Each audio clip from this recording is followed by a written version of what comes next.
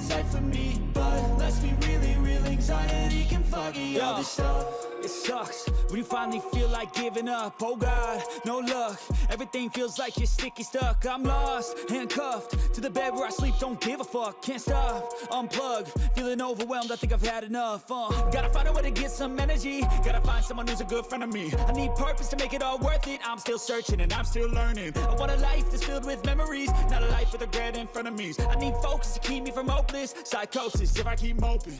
I got nightmares in my head. I fear that the thoughts build up until I can't hear, that my mind fills up into a creature, and it haunts me somewhere much deeper.